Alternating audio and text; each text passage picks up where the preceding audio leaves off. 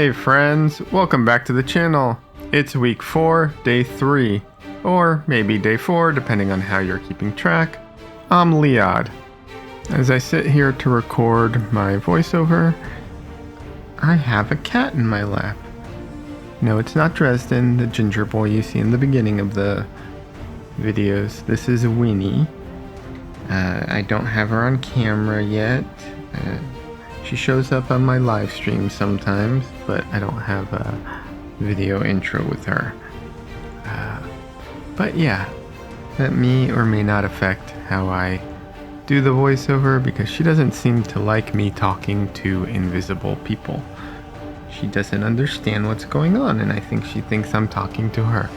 So I guess I'm going to explain the painting process to her.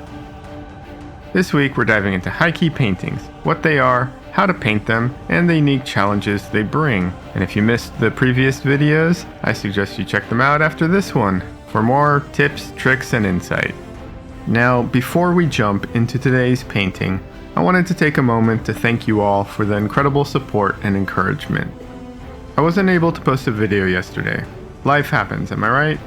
And it means so much that you're here, reminding me not to burn out over arbitrary goals. Seriously, you all are amazing. Today's painting is a 9x12 oil piece on ABS, inspired by a photo I found online. My goal for this one was to keep it super high key, with my darkest dark being 70% gray or above, 100% being white. Like I mentioned in my last video, this composition is a bit simpler, but don't let that fool you. It was still a challenge, a fun one, but a challenge nonetheless. Tomorrow's painting is going to push the high key value even further, so stay tuned for that. Alright, let's dive into the good stuff. The challenges, how I tackled them, and tips to help avoid some of the bumps I hit along the way. One of the trickiest things about high key paintings is the limited range of values and saturation. It's like trying to maneuver in a super tight space. Everything is so compressed.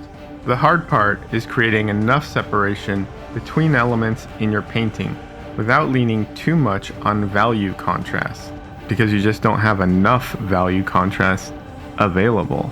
Here's my workaround. Use color temperature and saturation instead of just value.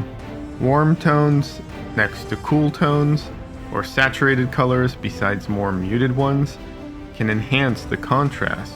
This means that you have to pick the things that are the most important to get right, and adjust the colors of everything else to help those important elements read correctly. To be clear, these aren't huge adjustments, but very subtle ones. Do you lean the blue more cool or warm? Do you desaturate or saturate a color a bit? This whole painting lives in subtlety. Now, let's talk about my less than ideal choices for this painting. Possibly the most obvious one, when a painting is this high key, it's mostly shades of white. There isn't a single color that I can use straight out of the tube. Even my yellow is too dark. And yet, I'm painting on a black panel. Not the smartest move I've ever made. The black panel kept peeking through, darkening the values in areas. To be fair, this is the first time painting on a black panel has actually given me any trouble when trying to go lighter or more saturated. And my panel is not solely to blame. My brushes are at fault as well. I'll touch on that in just a moment. In the future, I'm skipping the black panel entirely when painting such a high-key painting. Or I'm priming it with white. Either works. Now, what did it mean when I said that my brushes were also to blame, not just my panel? Well, the issue with the panel was that it would show through the paint and darken the value of areas. One of the reasons this was happening was my brushes were a little too stiff. They would scrape off paint as I was putting paint down. This is a problem when painting wet into wet in general, and there are a few solutions to this. You can scrape off the area and put down fresh paint, which wasn't a solution in this situation. You can wait for the paint to dry and do another layer, also not an option in this case. Using softer brushes is very helpful with this, and would have made my life a lot easier. But I've already established how reluctant I can be about using a new brush. And the last solution, which is what I ended up doing, load up your brush and put down thicker paint. While this solved the issue of the panel showing through, it ended up creating a whole new problem.